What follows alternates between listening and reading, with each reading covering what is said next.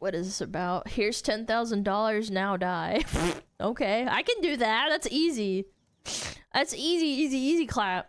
Barony, a game. I played it. A lifestyle. Jeff! An amazing way to raise your blood pressure. At first glance, Barony appears to be a highly detailed boulder death simulator masquerading as an RPG. Yo, wait, is that an OF girl? Barony appears to be a highly detailed Oh yeah, that's a OF girl. Look at her. Look at her honkers, bro. boulder death simulator masquerading as an RPG dungeon crawler. But in reality, it's a game about becoming God. Because regardless of whatever class you pick, Vampire. You just Vampire! retard. you are now on a quest to become an Dude, that Alex Jones clip is going viral again. People are memeing on it. Wait, is that Yakub?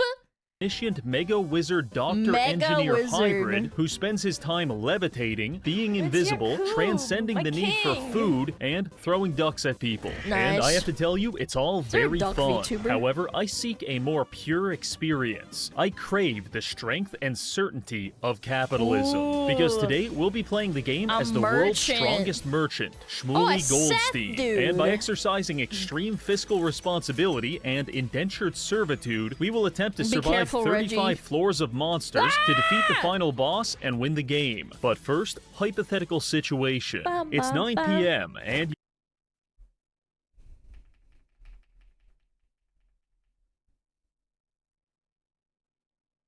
this is how I wake up. And you're competitively shitposting on Twitter after a long night of calling people You're literally Dutch. Human trash, you head to bed for some much-needed rest. However, you wake up in the middle of the night to find a mostly naked Romanian man standing at the foot of your bed. Dear God, it's Furry Master 914. He must have tracked your IP address and found your house. You're petrified with fear as he approaches you, puts a gun in your mouth, and apathetically asks, "Are you ready to see God?" Wild guess, but I don't think he's going to take no for an answer. This is bad, but it all could have been prevented with the sponsor of today's video, ExpressVPN. This is, without question, one of the best virtual private network services on the market. But don't take it from me, take it from all of these people that you don't know. ExpressVPN will ensure your online privacy and data security by encrypting and rerouting your network traffic through their high-speed servers. That means no more worrying about your data being sold, and of course, no more Oh, by the way, the FTC is suing BetterHelp because they sold all your data to Facebook and Snapchat. All your data, all the conversations about your mental illnesses. Yeah, go figure. Yep, I'm just telling you. Unexpected late-night visitors. Me personally, I use ExpressVPN all the time to access region-locked content by changing my IP address. In fact, I do it so I knew it. Reggie's a based Barbie enjoyer. Much that I'm having an identity crisis. Am I Reggie Games, the Canadian YouTuber, or am I Hong Kong Fooey, a Nigerian man binge-watching Breaking Bad? I don't know, and neither will they. Find out how you can get up to 4 extra months of ExpressVPN by clicking the link in the description, scanning the QR code, or going to expressvpn.com/Reggie. With plans starting at $3.49 a month and a 30-day money-back guarantee, you've got nothing to lose. Thank you, ExpressVPN, and now back to the video. Our first choice to make is our race and class. We've got plenty of options, ranging from a homeless mushroom man all the way to demonic BDSM enjoyer. However, we're going to play as the most insidious of them all, the gnome. Gnomes are renowned for being short and killing me on level 3. Oh, it's a VTuber, basically. But they do have some upsides. For instance, the more wealth they hoard, the higher their mana regeneration goes, which makes them an excellent fit for the merchant, a class that focuses on trading and becoming rich. So with that figured out, it's time for Shmuley Goldstein to make his debut. It all starts here in the mines. Shmuley's not a name. I think that's a nickname, is it not? Shmuley. On level 1, we've got a hatchet, a pickaxe, and several pieces of cheese. This might sound pretty good to you, but that's because you don't realize level 1 is the hardest level in the entire game. Traditional game design would dictate that difficulty should ramp up slowly as you progress, but the Barony developers believe that the weak should fear the strong. He's always gotta fit a Sam Hyde reference in there. Every time. Look, it's Shmooly.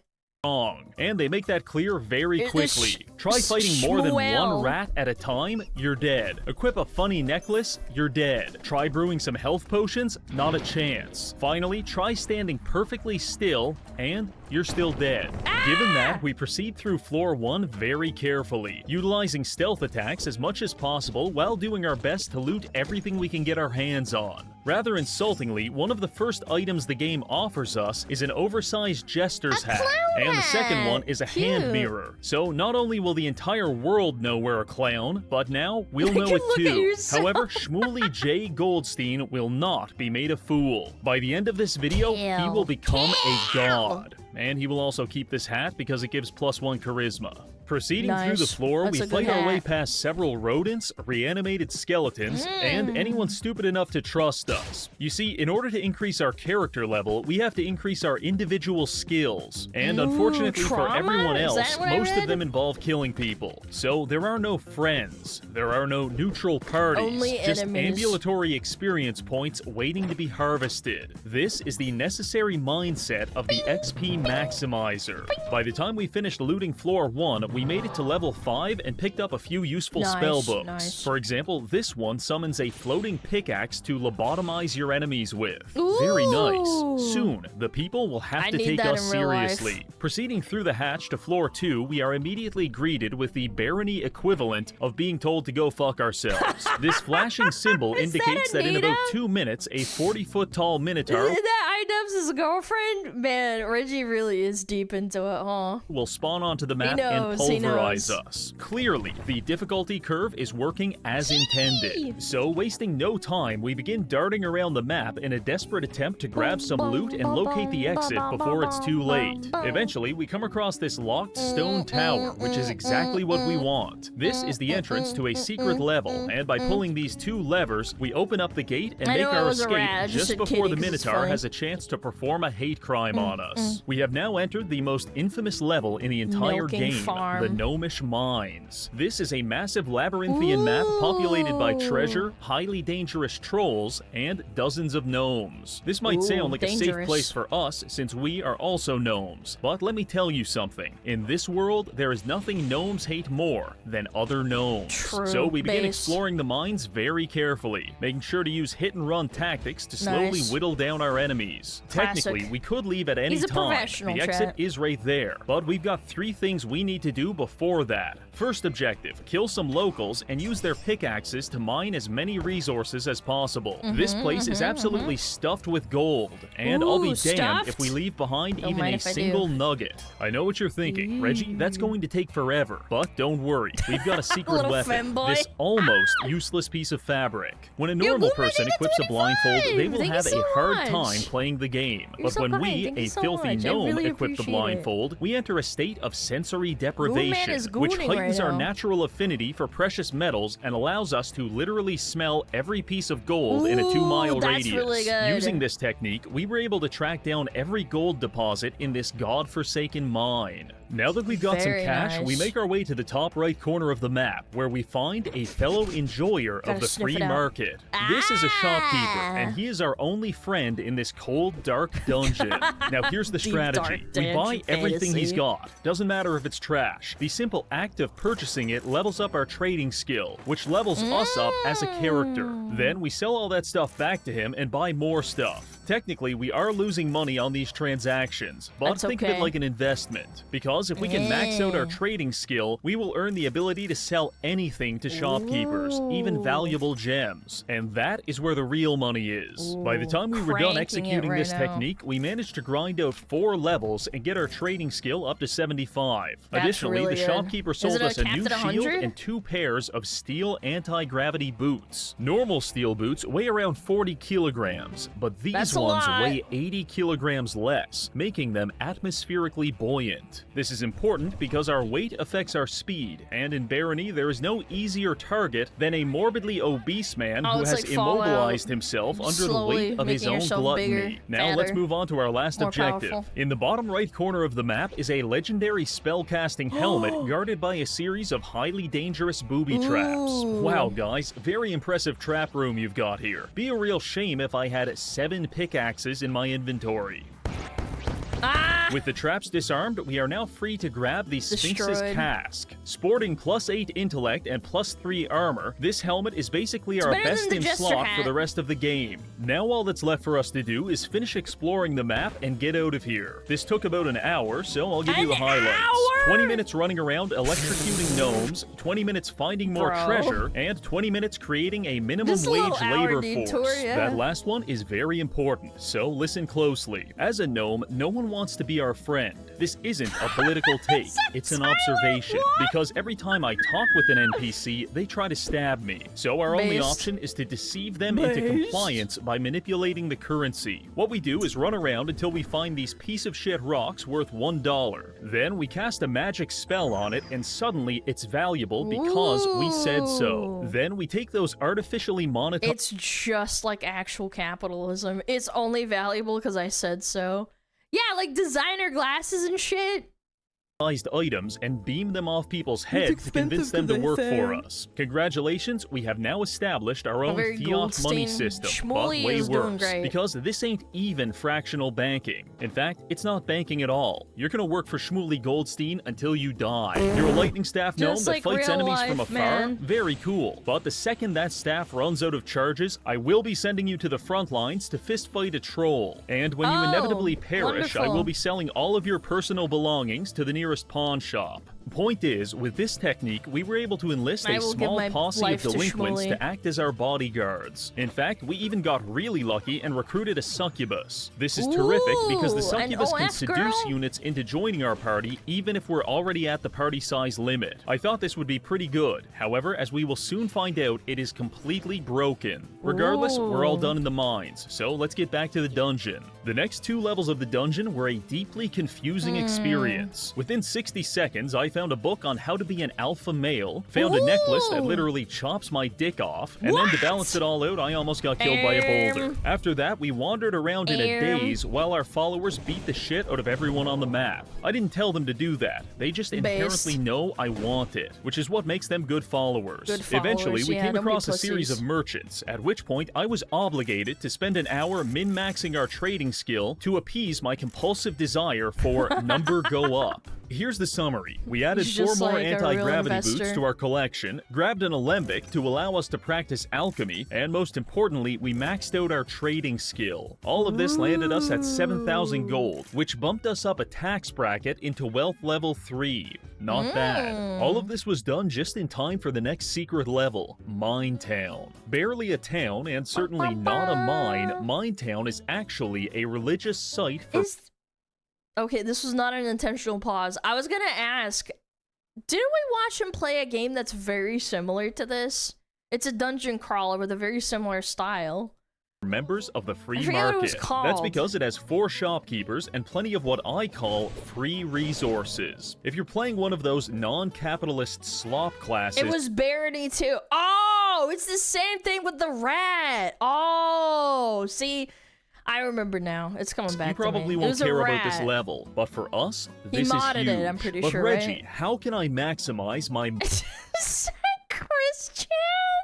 Minetown experience? Well, I'll tell you. First things first, buy a tinkering kit. This allows us to deconstruct pretty much anything and use the scraps to craft quirky items like landmines and bear traps. Then we start luring innocent people into secluded parts of the map and killing them. We sell half their stuff to the merchants and use tinkering to turn the other half into glass bottles. With these, we can now destroy the plumbing system by draining every last drop of water into our bottles, which we then use to to level up our alchemy skill. After about 20 minutes of this, all civilians should be dead, and the entire town will be experiencing a catastrophic drought. That's a good start, but we can go even further. We use an obscure magic spell to level up our mysticism by breaking every piece of furniture on the map. No chairs, no beds, only experience points. Then we use our tinkering kit to systematically deconstruct all of the torches. Now that the town has been plunged into darkness, we can turn the torches into bear traps and place them randomly in the street for good measure. This is what it means to become ungovernable. Now that we have honored Minetown by extracting every single experience point from it, we can move on. This brings us to a transitory level. These are basically free treasure levels that we get when moving from one biome to another. However, do not mistake that for meaning that they're safe. I have personally witnessed grown men cleaved in half by cleverly placed mimics on more than one occasion. But like that's okay, because we didn't need that guy, and what we're really here for is something much worse. By mining through this skull-shaped wall, we can reveal a secret portal to the Underworld. Going here is not something I recommend to 99% of players, because the baseline requirement for even surviving is being able to fly. Luckily, not long ago, we picked up some boots of levitation from a merchant. Therefore, problem solved. But why do we even care about the Underworld? Well, I'll tell you. It's because deep within the Underworld, there is a demonic shade known as Artemisia, who wields the legendary bow Chrysolacatos. So the plan is, go to hell with the boys, beat the ever-living shit out of Artemisia, take the bow, and be back in time for supper. Upon entering the portal, we are immediately greeted by the Minotaur warning sign, something which would have terrified Don't let women play this game. Don't let women play this game. us about 3 hours ago, but now we're ready. For one, we've got a couple of followers, and for two, we've used our alembic to craft 9 Molotov cocktails. So the second that big dumb lobotomite came charging toward us, we dumped half a dozen explosive potions on him, and he promptly turned to ash. Killing the Minotaur was a big milestone, a rite of passage, if you will. Shmuley Goldstein will no longer be molested by the circumstances of this world. Now, he molests back. With that taken care of, we finally encounter Artemisia. She hits very hard, but with the help of our followers, we're able to beat her mercilessly until she gives up and drops the bow. When picking up new gear, you have to first identify it, and the amount of time it takes to identify something... I thought that was like the funnest part of like playing Diablo and other games, that you had to identify stuff.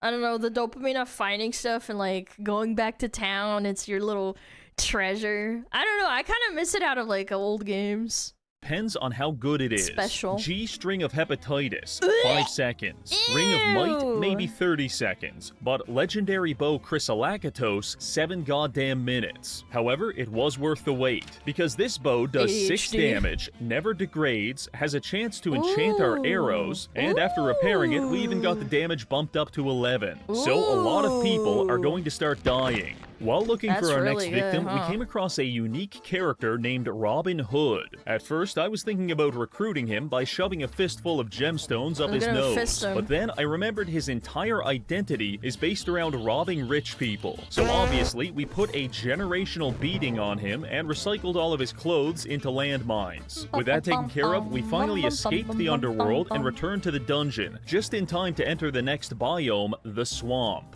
If you gave me the option of being shot in the head or spending 5 minutes in the swamp, I'd tell you not to miss. Because not only is the swamp teeming with goblins and slime monsters, but they've tripled the defense budget, and there's traps everywhere. Regardless, we push forward, painstakingly exploring every corner of the map in search of treasure, and we found it in the form of spellbooks. Objectively speaking, swamp spellbooks are the most fun. Not because they're useful, but because they're literally designed to troll your teammates in co-op. For instance, we found the spellbook of Confusion, which can be repeatedly cast on your friend to invert their controls and give them motion sickness. Once your friend realizes you're griefing him into bulimia, he'll probably try to attack you back, which is when you're going to cast Grease to lather him in oil and make him drop his weapon anytime he tries to use it. Maybe for good measure, you'll also cast Ignite to kill him in a horrible grease fire. This is the essence of male bonding in Barony. Unfortunately, Kleeper stopped returning my messages, so we had to settle for griefing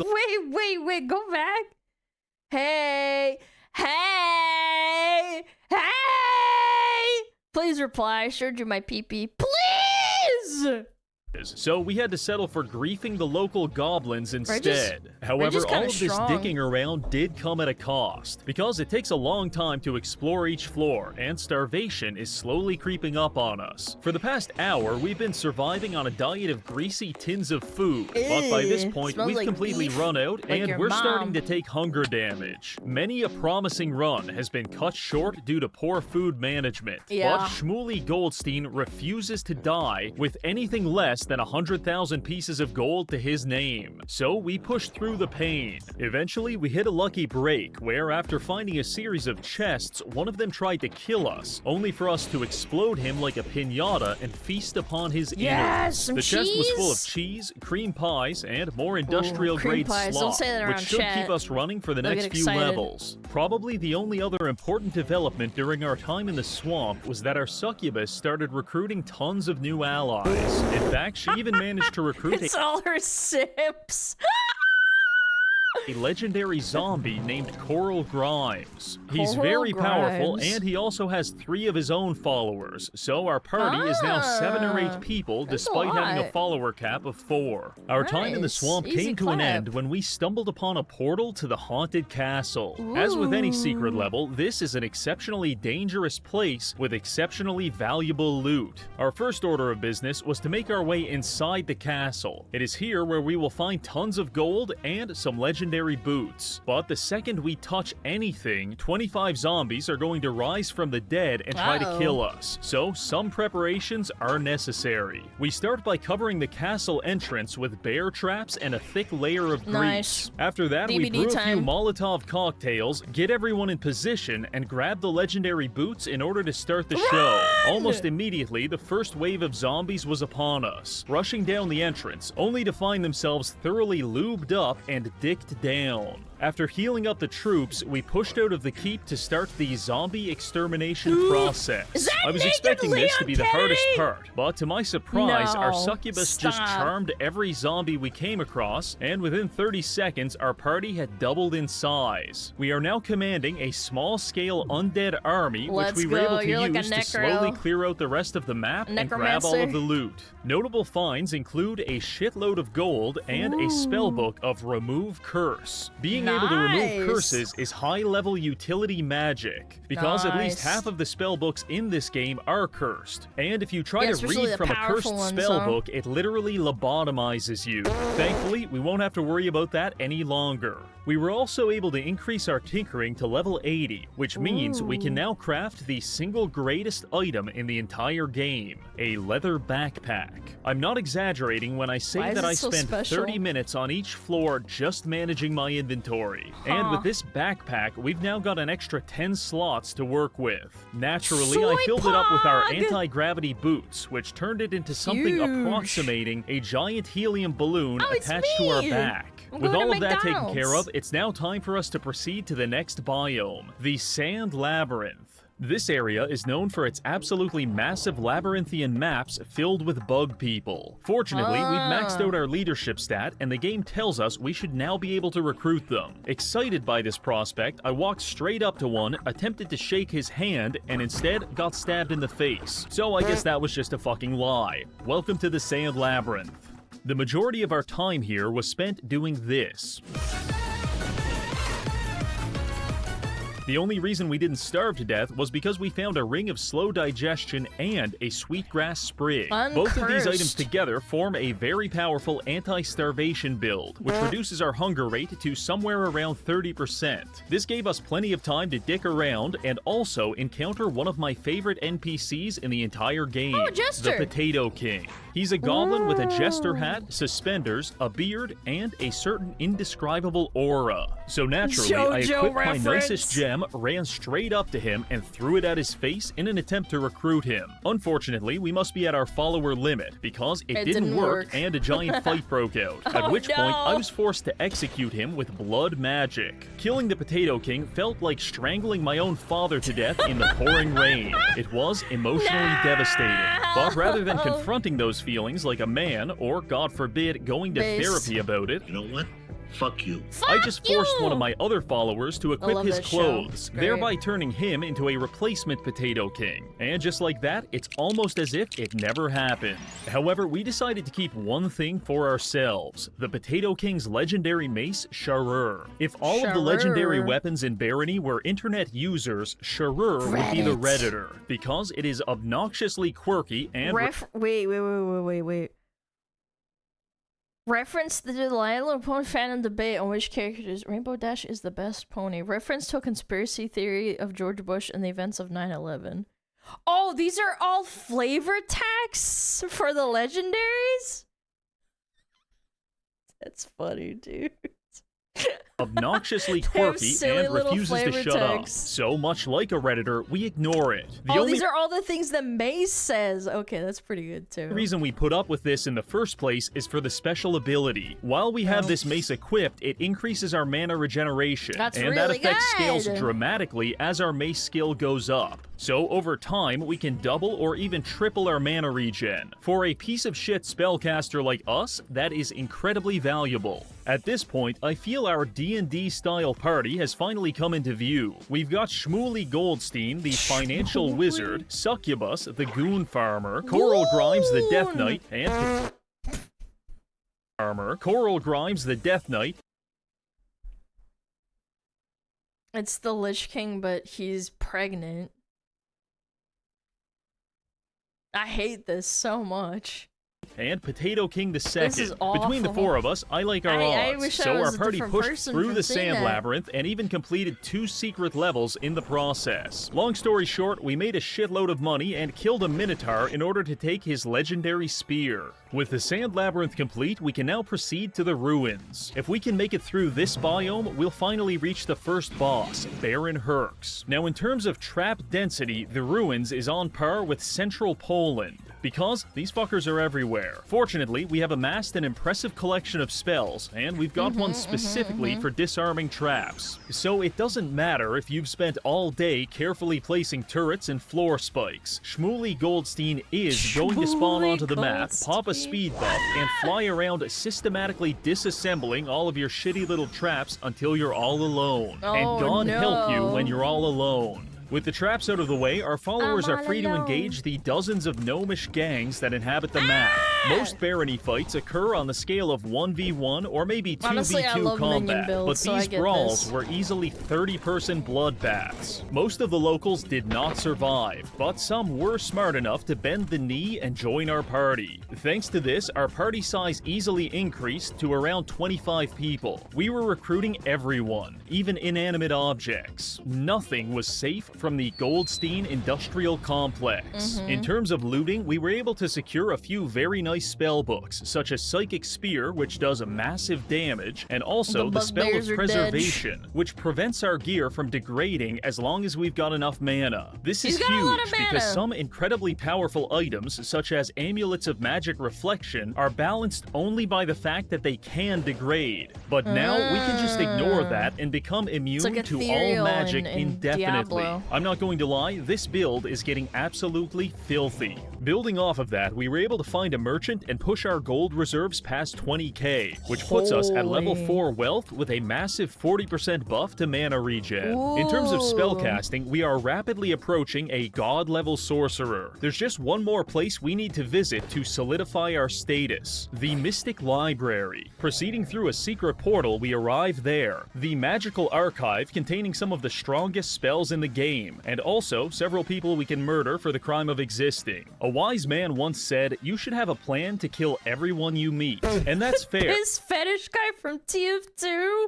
But personally, I prefer an improvisational jazz mindset when it comes to these things. A little gang beating here, a couple of fireballs there, and maybe a few dozen acid potions for good measure. There's really no wrong answers. After we finished converting the local populace into funny numbers on our XP bar, we took our time pilfering the archives. XP. Notable finds include a spell of vampiric aura, greater might, and the best one was a tier 5 spell that drops a comet on your enemies. Nice. Very tasty. that's peaceful. huge. With all of that taken care of, we're now ready to proceed to the first boss of the game, Baron Herks. His Wikipedia page describes him as an evil tyrant of low moral standing. But personally, the more I read, the more I like this guy. So we'll put him down nice and easy. Arriving on floor 25, Herks' arena comes into view. Just beyond this point lies Shmuley's greatest challenge yet, which is why we're going to utilize our ultimate technique. Casting spin on him like 500 times to centrifuge his brain into a slurry of gray matter, at which point he will die. So we enter the arena, spawn Baron Herks, and blast him with a spin spell, only for absolutely nothing to happen.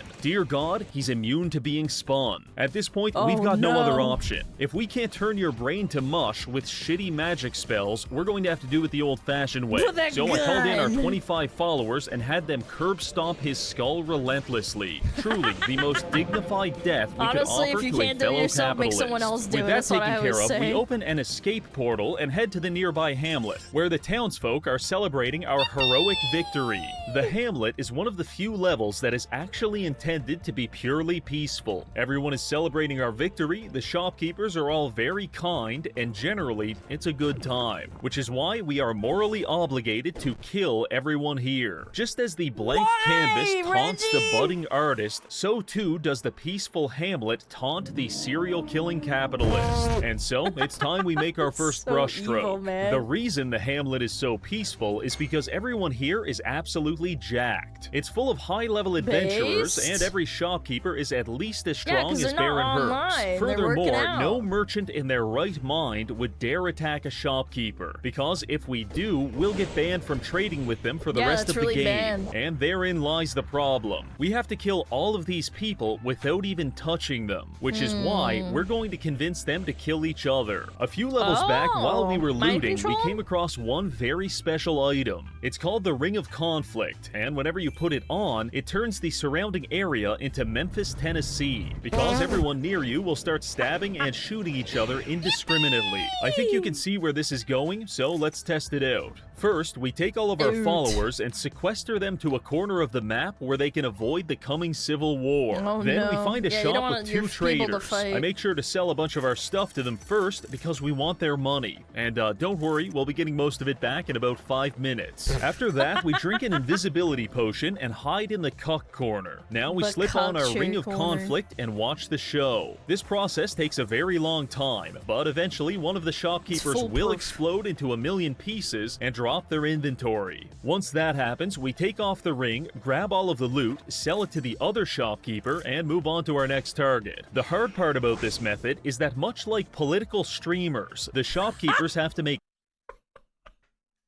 eye contact to know that they want to kill each other. So sometimes you have to play a bit of matchmaker, but generally it works quite well. Using this, we were able to turn the Hamlet into an active war zone. I'm talking gangland killings in the street, dozens of armed robberies, and shopkeeper-on-shopkeeper violence. Since we were invisible for most of this, no one ever caught us, except for one man, the Invincible Cleric. Now, the moniker Invincible can go one of 2 ways. Either this guy is being ironic and he actually sucks, or he's about to anally devastate us in the middle of the street. Unfortunately for our colon, this case was the latter. Despite being incredibly powerful in our own right, our attacks don't even affect him. In fact, at one point, we were getting stomped so badly that one of our followers jumped in to help, at which point the cleric literally beat him to death with his bare hands. All I could do was watch.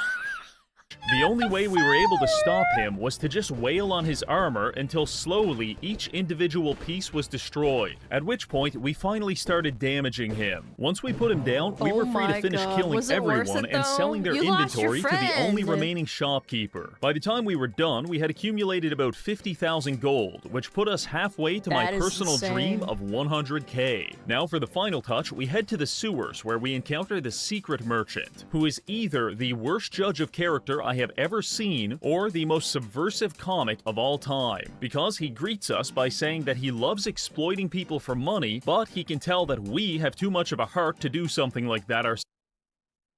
He's about to prove him wrong, isn't he? Selves. Ah yes, I couldn't agree more. Anyway, we trade a few items to him, exit the hamlet, and head into the crystal mines. This biome is where shit gets real. No more estrogen maxing goblin femboys. It's all pain and suffering from here on out. But that's okay, because as the saying goes, hard times make strong men. Strong men make good times make weak men, and weak men make me hard. So let's get a move on. Proceeding through the caves, there are exactly two things we have to watch out for. Crystal golems and the Cockatrice. Either of these monsters could easily kill us given the chance. And after being here for only 10 minutes, we're already down 7 party members. Furthermore, we're experiencing a minor crisis. Barony is one of those really quirky games that decided it would be fun if money weighed you down. And now the cumulative weight of our 50,000 gold coins has rendered us almost completely immobile. The logical solution would be to just drop the gold, but much like a monkey trapped in the jar, I would sooner die than release even a single ounce of this hard-earned wealth. So I resign myself to dragging my body across the floor like some kind of human slug. I did this for all of 2 minutes before realizing that at this rate, we will certainly— I did this all the time in Fallout. I was too busy. I was too stubborn to like fast travel sometimes. And I just fucking walk all the way there. It's like, you're too heavy. It's like, fuck you. I want to fucking walk there and sell it. Starve to death, which is why we're now resorting to Go-Go Gadget Magic Mobility Scooter, also known as the Speed Buff. We picked the Walmart American Speed Buff. Up this spell a few hours ago, and now it's the only thing keeping us from fusing into the floor. With our mobility issues temporarily fixed, we push deeper into the mines, at which point the fighting intensifies. Despite our new spells, we just can't kill these freaks fast enough, and our followers are paying the price. Coral Grimes beat to death by a golem, and worse yet, our succubus ripped apart by a cockatrice.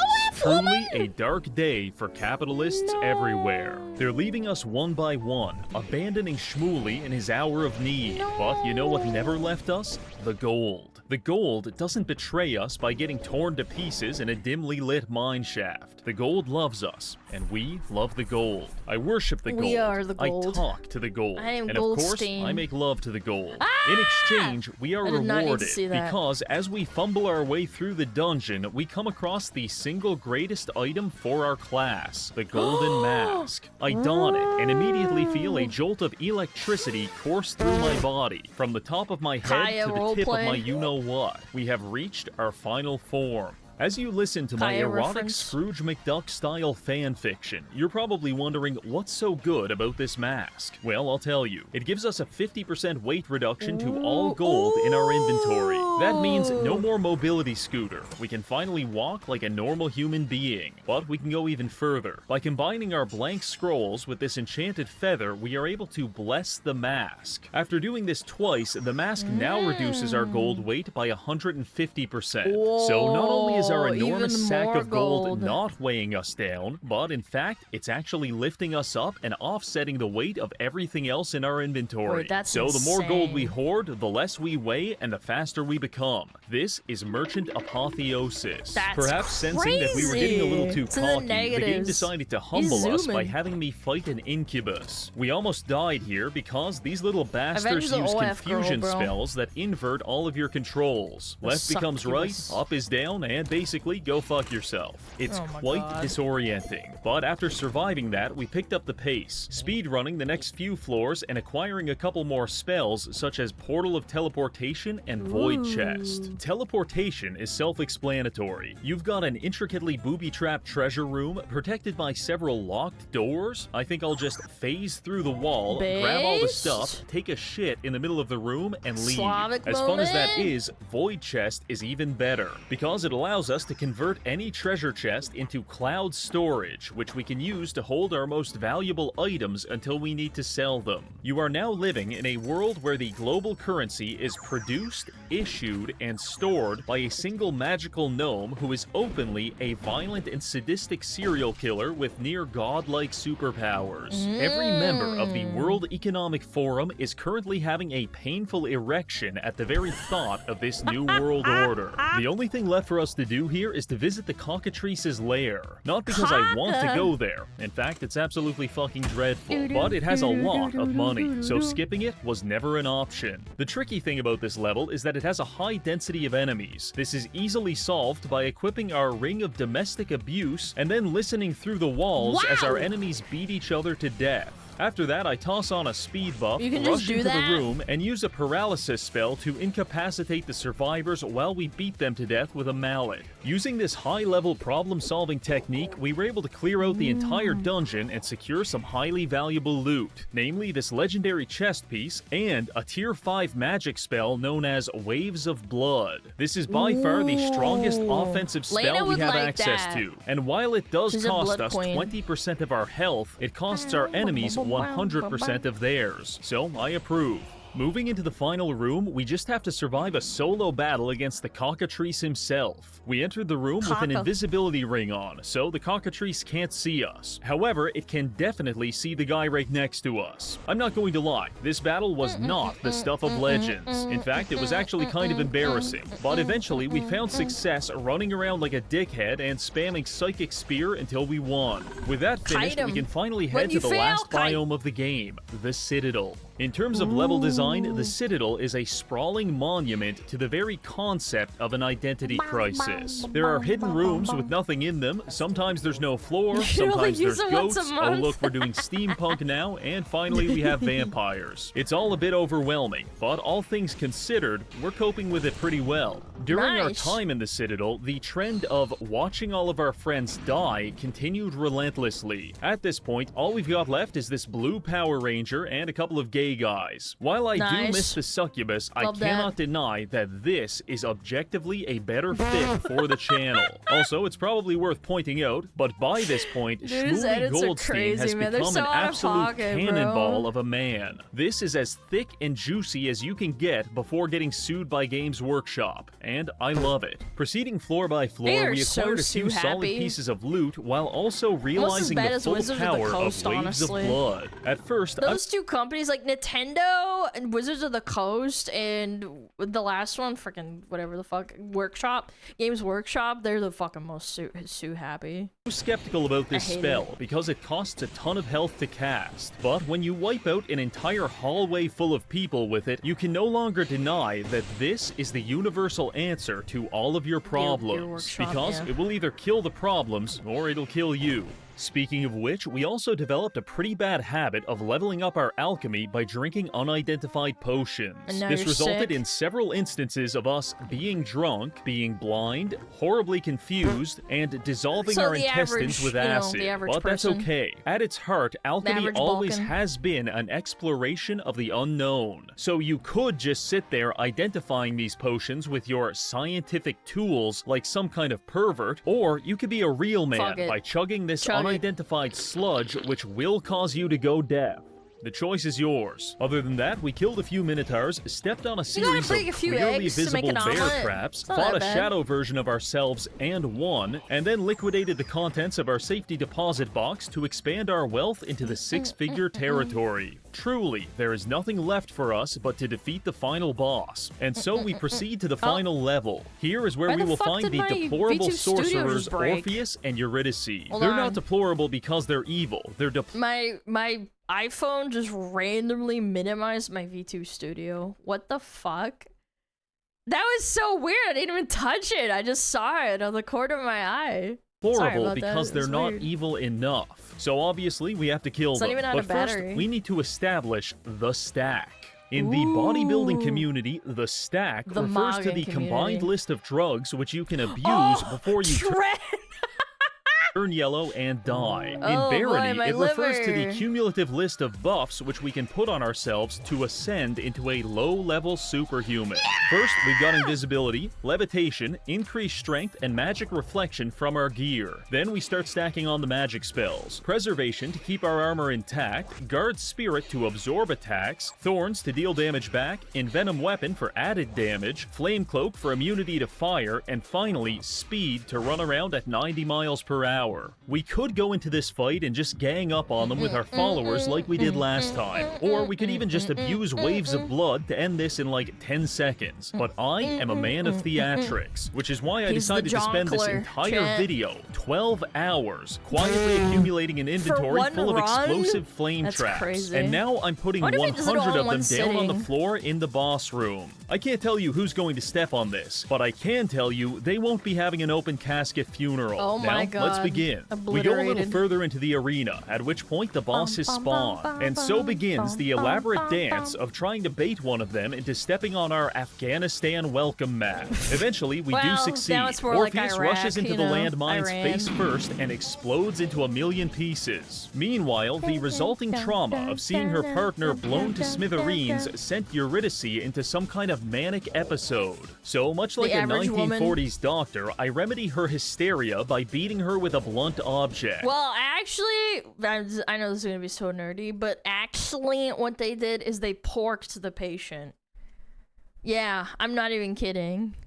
Yeah, they would give them, I don't know if I can say this on YouTube, a device to insert into themselves to perhaps pleasure themselves, or they would pork the patient. Yeah. No, I'm serious. Look it up. Yeah.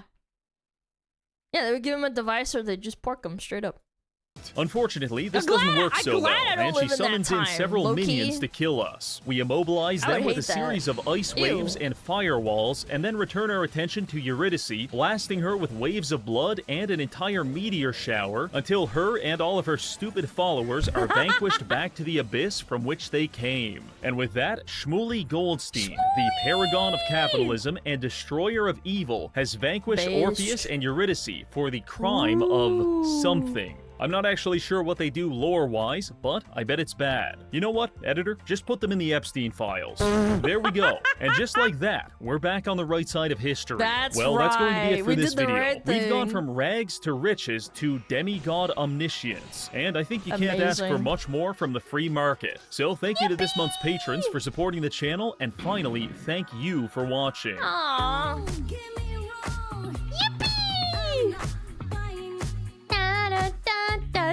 Boom, boom. Editor, put them in the Epstein files. Editor, twist their balls. Oh, it's so good, dude. I love that. Ah, fantastic video as always, Mr. Reggie. We appreciate you. Go check him out. Fantastic, great editing, funny little goof around. Fire, fire, fire.